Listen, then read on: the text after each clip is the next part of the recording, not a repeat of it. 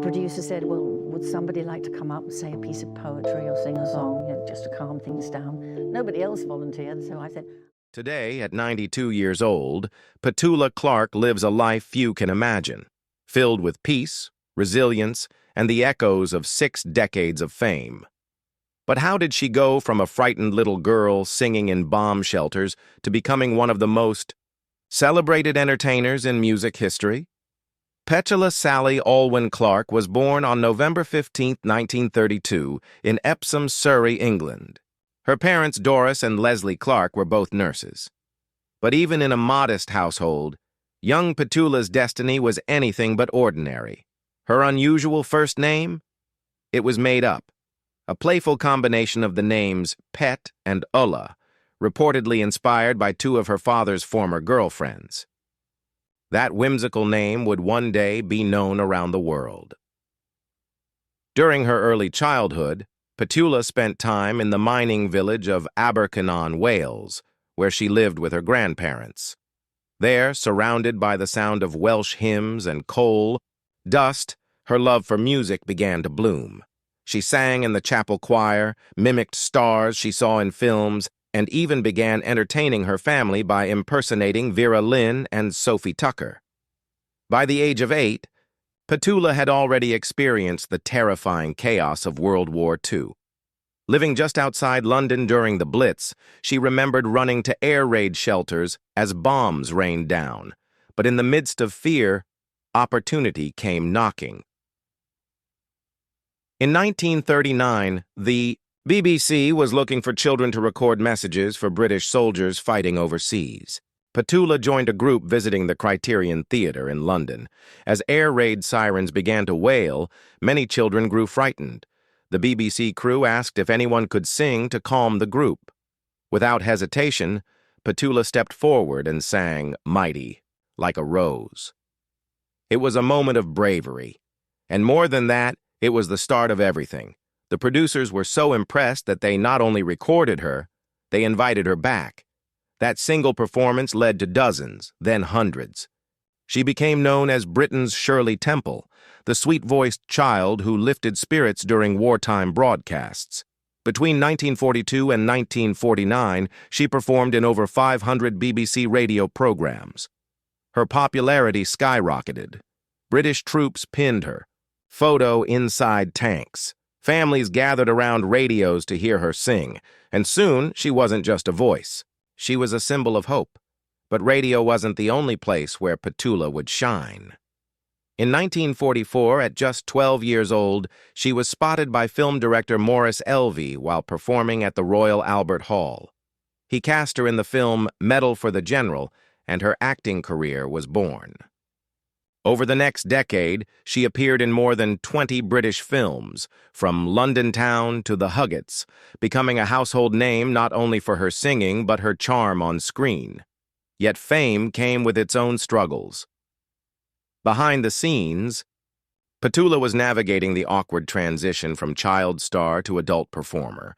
The public loved her youthful image, but she wanted more. She wanted to be taken seriously. Not just as an actress, but as a singer with a voice that could cross oceans. And by the 1950s, that voice was ready for the world. Her first recordings came through Polygon Records, a label her father helped create with producer Alan A. Freeman. In 1954, her single The Little Shoemaker became a massive hit, reaching #1 in Australia and breaking into charts across Europe. Suddenly, Petula Clark wasn't just a British darling, she was an international star. At the same time, she was building a close creative and romantic partnership with pianist Joe Mr. Piano Henderson. Together, they performed, recorded and toured, their names becoming linked in both the press and public imagination. But behind the smiles and duets, Petula was torn. Her heart was being pulled toward a new future, one that would take her far from the UK and into the heart of continental Europe. In 1957, she was invited to perform at the legendary Paris Olympia. Nervous and recovering from a cold, she stepped on stage and delivered a performance that would change her life forever. The French adored her. The very next day, she was invited to Vogue Records, where she met Claude Wolfe, a young publicist with a sharp eye for talent. Sparks flew, and Petula made two life-changing decisions. She signed with the label, and she fell in love with Claude. Over the next few years, Petula would not only continue conquering charts in Britain, but would begin recording in French, Italian, Spanish, and German. Songs like Chariot, later known in English as I, will follow him, and Yaya Twist became major European hits. And in 1961, she married Claude Wolfe, forming a partnership that would weather fame, distance, and decades of change. But even as Europe embraced her, Petula Clark hadn't yet cracked one market: America. And then came 1964. By 1964, Petula Clark's career in Britain had begun to plateau. She was still recording, still performing, but something was missing. The spark that had ignited her childhood. Success seemed elusive. Little did she know, a single encounter and one song would propel her to heights she could never have imagined. It began in Paris. Tony Hatch, a young British composer and arranger, had come to see Petula perform. He had several songs he hoped she might record, but none immediately captured her attention. Frustrated yet determined, Hatch tried one last idea, a tune inspired by the bustling streets and vibrant energy of New York City. The melody was simple, catchy, and alive with possibility. Petula listened intently, her eyes lit up. "If the lyrics match this tune," she told Hatch, "this will be my next single." 2 weeks later, they recorded it in London. The song, Downtown. Neither of them could have anticipated what would follow. Upon its release, Downtown swept across the UK, France, Germany, the Netherlands, and beyond. Audiences everywhere were captivated by the tune's energy, Petula's polished voice, and the sheer joy that radiated from every note. The world was witnessing the birth of an international sensation. Warner Brothers executives in the United States quickly took notice. They secured the rights for the American market, and by January 1965, Downtown had stormed to #1 on the U.S. charts, selling over 3 million copies in the country alone. Suddenly, Petula Clark wasn't just a European star. She was a global icon. The song's success was not merely a commercial triumph. It marked a cultural milestone. America was in the midst of the British invasion, with bands like the Beatles dominating airwaves, and Petula's entry into the U.S. market confirmed that British performers could captivate audiences across the Atlantic. Petula brought something different: elegance, poise, and a voice that bridged the gap between pop and sophistication. With Downtown, she also earned her first Grammy Award for Best Rock and Roll Recording. The accolade cemented her reputation and opened doors to television appearances, live performances, and international tours. Shows like The Ed Sullivan Show, Dean Martin's Variety Hour, and Hollywood Palace clamored for her presence. She became a familiar face on screens across the world, effortlessly charming audiences with a blend of warmth and confidence. Yet fame was not without its trials. In 1968, NBC asked Petula to host a special featuring the singer Harry Belafonte. Together, they performed her anti-war song, On the Path of Glory. During the live broadcast, Petula reached out and touched Belafonte's arm, a simple, human gesture. But in the racially charged atmosphere of the American South, the sponsor panicked. They demanded the moment be edited out, fearing backlash. Petula and her husband, Claude, who was producing the show, refused. They insisted that the take remain intact, and when the special aired just 4 days after Martin Luther King Jr.'s assassination, the moment became a small but bold act of resistance, demonstrating her integrity and courage. While television showcased her charm and poise, her recordings continued to dominate. Hits like I Know a Place, My Love, A Sign of the Times, Don't Sleep in the Subway, and This Is My Song filled the airwaves. My Love became her second U.S. #1 single, further solidifying her place in pop history. Each song was more than just a chart topper. It was a reflection of the times, capturing both the optimism and complexity of the 1960s. Her global influence extended beyond English-speaking audiences. She continued recording in French, Italian, German, and Spanish, creating a body of work that transcended borders. In France, her version of Ya Ya Twist became a rare female hit in the twist craze. She recorded French pop classics and collaborated with Serge Gainsbourg, a testament to her versatility and appeal. Petula's stage presence also evolved. No longer confined to studios and television, she toured extensively. In Paris, London, and across the United States, audiences flocked to see her live performances. Whether performing in elegant concert halls, legendary supper clubs like the Copacabana in New York, or intimate theaters, Petula connected with fans in a way that recordings alone could not capture. Her influence extended to other artists as well. She was known for mentoring and introducing talent, such as bringing the French composer Michel Colombier to Herb Alpert's attention, paving the way for Colombier's later success. Richard Carpenter credited Petula for introducing him, and his sister Karen to Alpert, helping launch the Carpenter's career. Even Elvis Presley took notice. Backstage, he reportedly flirted with both her and Karen Carpenter, creating stories that would be told for decades. Despite the whirlwind of tours, recordings, and television appearances, Petula remained grounded. She maintained her European roots while embracing American success. She split her time between Switzerland, London, and occasional visits to France, balancing her career with personal life.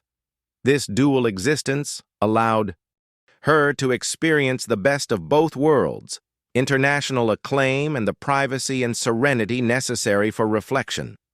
Her repertoire also expanded into film and stage.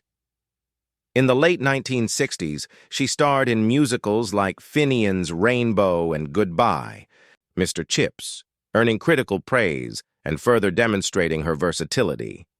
But no matter the medium, Petula's signature remained her voice, pure, expressive, and emotionally resonant. Each performance carried the nuance of a seasoned artist who had honed her craft from childhood. Cultural significance aside, Petula's career also mirrored the social transformations of her era. She was part of the British invasion, a global ambassador of pop culture, and an early example of a European artist successfully crossing into American mainstream. Her music reflected changing norms, from romantic ballads to bold pop statements, while her television appearances subtly challenged social conventions, as evidenced by the Belafonte special. And yet, behind the glamour, she remained human. Tours were exhausting, recordings were relentless, and she often missed her family while abroad. Her dedication to her children and husband Claude remained central, even as fame demanded sacrifices. Maintaining this balance was an art in itself, one that Petula mastered over decades. By the end of the 1960s, Petula Clark was no longer just a performer. She was a phenomenon. The combination of talent, determination, and timing had created a legacy that transcended charts, awards, and borders. Downtown was no longer just a song. It was a symbol of her rise, a cultural milestone, and a testament to what one determined girl from Epsom could achieve.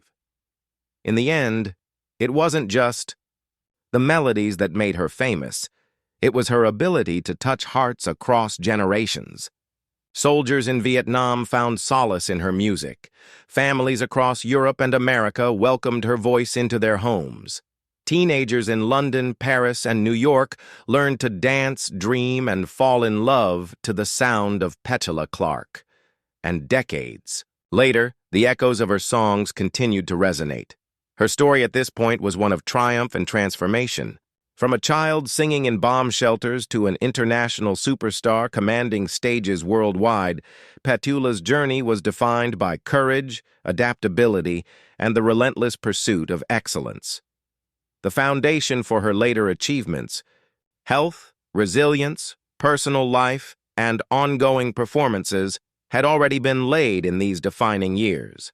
And as the 1970s approached, Petula would face new challenges and opportunities that would test her artistry, resilience, and personal life in ways she had never imagined. But the success of Downtown and the global stardom that followed had already secured her place in music history, a position few would ever rival. By the 1970s, Petula Clark had already achieved what many entertainers could only dream of. She was a global icon, her voice beloved across continents, her image immortalized on album covers and television screens. Yet beneath the glittering surface of fame, her personal life and relationships were evolving in ways that would define her as much as her music. Petula's early romantic life had been intertwined with her career. Joe, Mr. Piano Henderson, her musical collaborator in the late 1940s and 1950s, was not just a pianist. He was a confidant, a partner in creativity, and for a time, a romantic interest. Their relationship drew media attention, and fans adored the partnership, imagining a fairy tale romance alongside their musical collaboration. Yet, the pressures of fame and diverging ambitions eventually led to a quiet separation. They remained close friends, demonstrating Petula's ability to navigate professional and personal relationships with grace. The turning point in her personal life came in 1957, when she first met Claude Wolff, a young publicist working with Vogue Records in Paris. Their connection was immediate. Petula, already fluent in French and immersed in the European music scene, saw in Claude a partner who shared both her artistic vision and her capacity for ambition. By June 1961, the couple was married, marking the beginning of a family life that would anchor Petula amidst the whirlwind of international stardom. Over the years, Petula and Claude welcomed 3 children into their lives, 2 daughters and a son. Family became a grounding force, but it was not without challenges. Her demanding schedule, constant tours, and recording sessions often kept her away from her children, and she would later admit to moments of regret for missing parts of their childhood. Yet Petula's devotion never wavered. She prioritized quality over quantity, ensuring that every interaction, every shared moment, carried warmth, love, and attention. The family also became a symbol of her European lifestyle. Since the 1960s, Petula made Geneva, Switzerland, her permanent residence. The city offered tranquility, privacy, and proximity to both her French and British professional commitments. The Alps became a sanctuary, a place for skiing, reflection, and the occasional burst of freedom from public scrutiny. She maintained a residence in London's Chelsea as well, reflecting a life connected to her British roots while remaining deeply European. While balancing family life, Petula's career continued to flourish. The 1970s brought new music, new performances, and expanded international influence. Hits like Melody Man, The Song of My Life, and Loving Arms showcased her evolving artistry. Though her recording output slowed slightly compared to the dizzying pace of the 1960s, each release was deliberate, polished, and reflective of her maturity as an artist. Television remained a vital platform. Petula appeared on variety shows, musical specials, and even guest roles on popular programs such as The Muppet Show. Her charm and professionalism made her a favorite of producers and audiences alike. And while she was celebrated for her music, her presence in visual media added layers to her public persona, emphasizing sophistication, elegance, and versatility. Stage work became increasingly central to her artistic expression. In 1981, she returned to the theater in a landmark performance as Maria von Trapp in The Sound of Music in London. Maria herself, Julie Andrews, later praised Petula as the best Maria she had ever seen. The show broke attendance records, and Petula extended her run to accommodate demand. Her performance not only reaffirmed her talents as a singer, but highlighted her acting prowess, the seamless integration of voice, movement, and emotion that few performers could achieve. The 1980s and 1990s saw Petula embracing stage roles across the globe. She starred in productions like Candida, created music for shows such as Someone Like You, and even appeared on Broadway in Blood Brothers. Her iconic portrayal of Norma Desmond in Sunset Boulevard captivated audiences, with over 2,500 performances marking a career milestone few artists could ever imagine.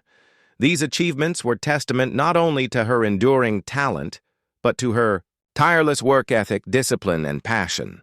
Throughout these decades, Petula also faced personal challenges. Health, always a concern for performers who tour and sing intensively, occasionally tested her resilience.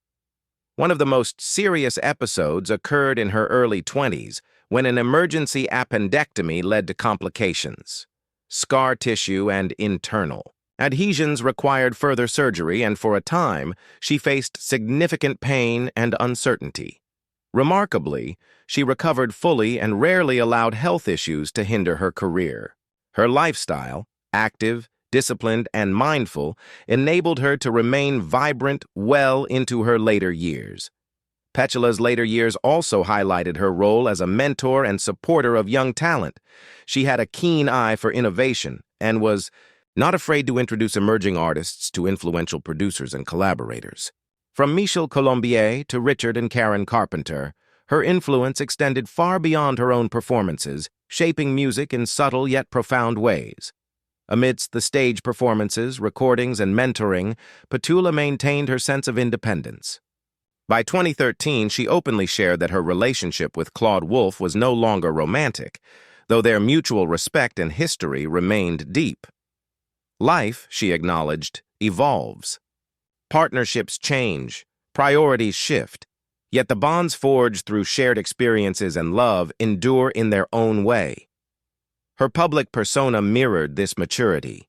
No longer solely the pop singer of downtown, she became an example of resilience, adaptability, and grace under pressure. She navigated fame, family, and career transitions with intelligence and poise, all while maintaining the warmth and authenticity that had endeared her to generations of fans. Petula's European lifestyle, the quiet streets of Geneva, the chalet in the French Alps, the urban vibrancy of Chelsea, provided both stability and inspiration. In these spaces, she could reflect on her career, write new material, or simply enjoy family moments away from cameras and microphones. Even today, the elegance and thoughtfulness that defined her performances are mirrored in her approach to life. And yet, Petula's love for performance never dimmed. Into her 80s, she continued touring the United States, appearing on stages and television alike. She remained active, resilient, and deeply engaged with her craft. Interviews from this period highlight her joy in performing. "Honestly, I just love doing it," she said. "It's hard for me to imagine my life without it."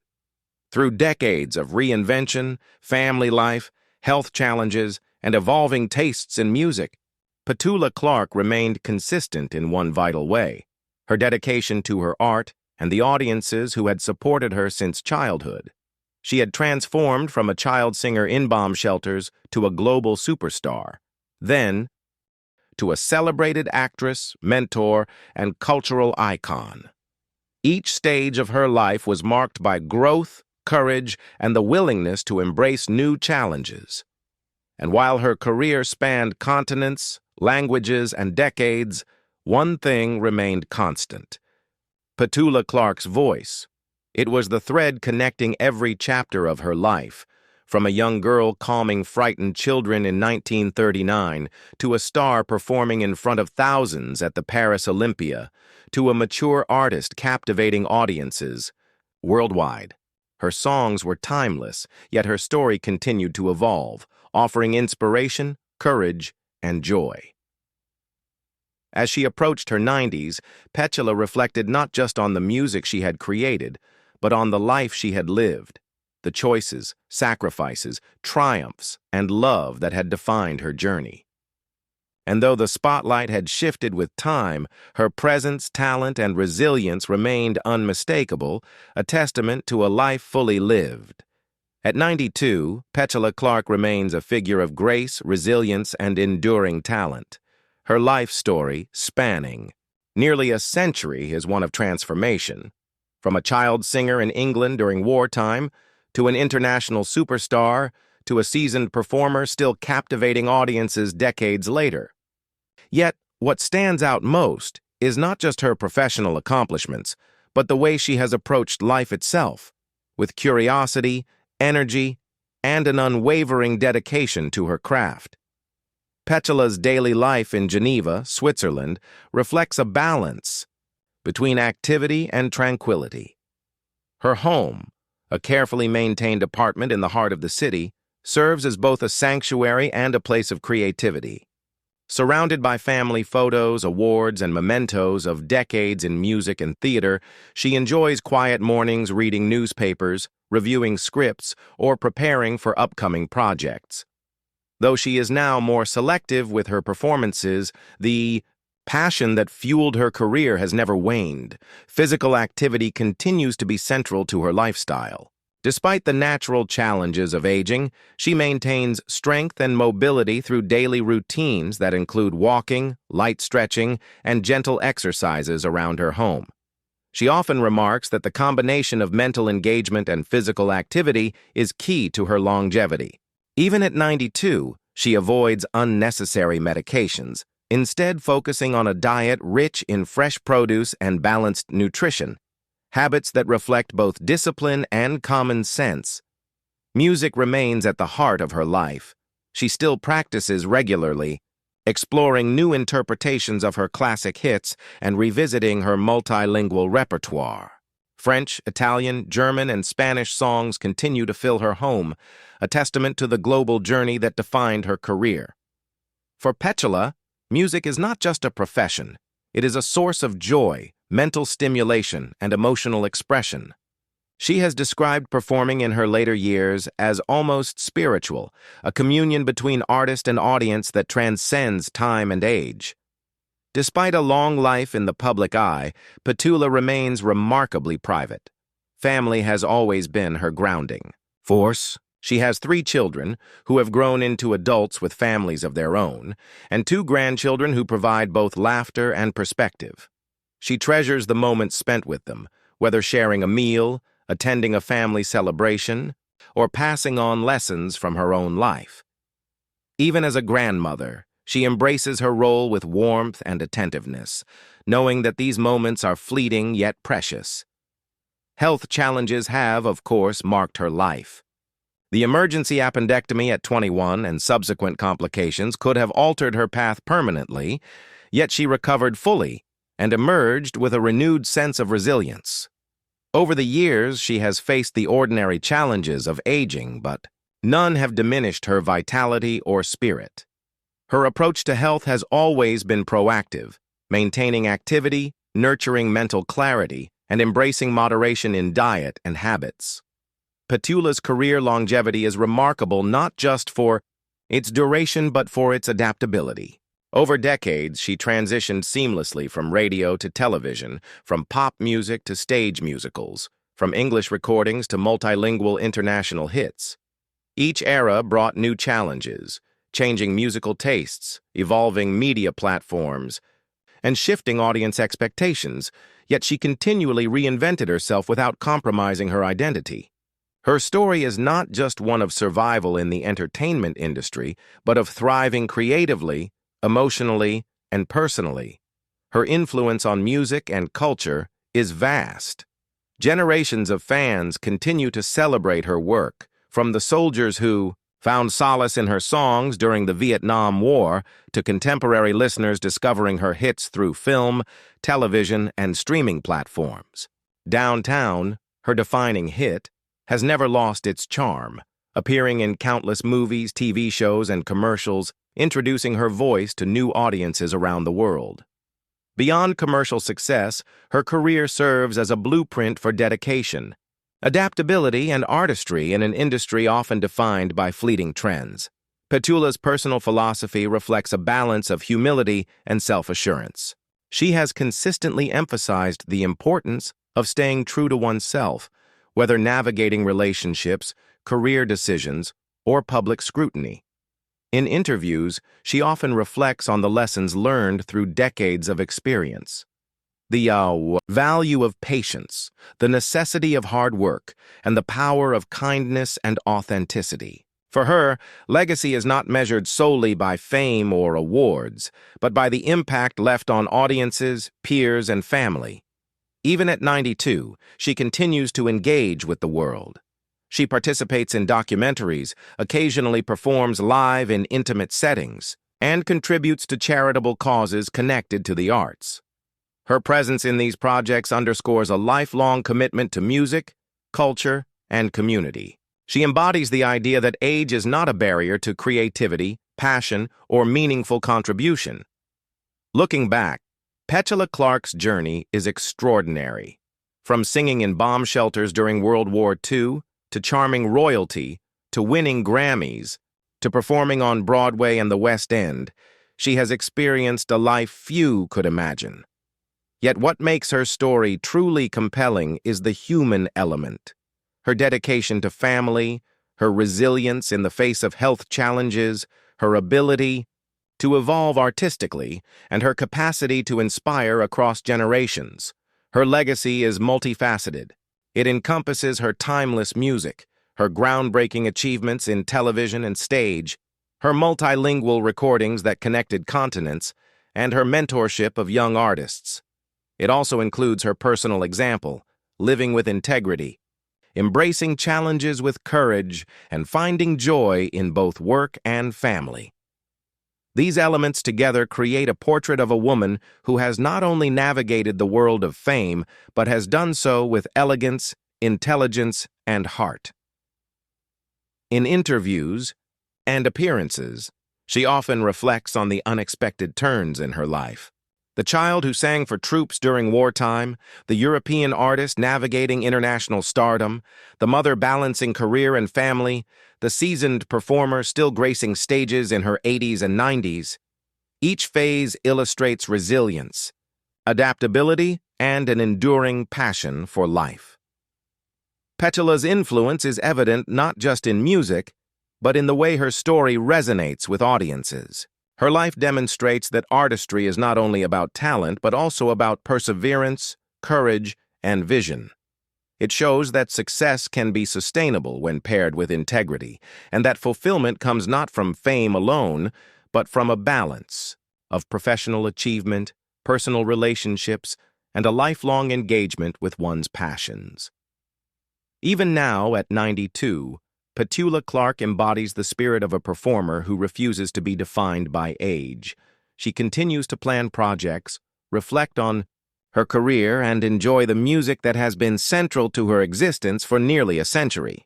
Her voice, her story, and her legacy continue to inspire millions, reminding us that life, when lived with passion, resilience, and authenticity, can be extraordinary. In the end, Petula Clark's life is a celebration of music, love, perseverance, and adaptability. Her journey from the quiet streets of England to the stages of the world demonstrates that talent, when paired with determination and grace, can create a legacy that endures beyond time, generations, and borders. At 92, she remains a shining example of how to live fully, love deeply, and continue to make an impact, reminding the world that the spirit of a true artist never fades. Which Petula Clark song is your favorite? The timeless hit, Downtown, or one of her other classics? Drop your thoughts in the comments below. Don't forget to like, subscribe, and hit the bell icon so you never miss these incredible Hollywood stories that will surprise and inspire you. Stay tuned for more fascinating journeys from the legends of music and film.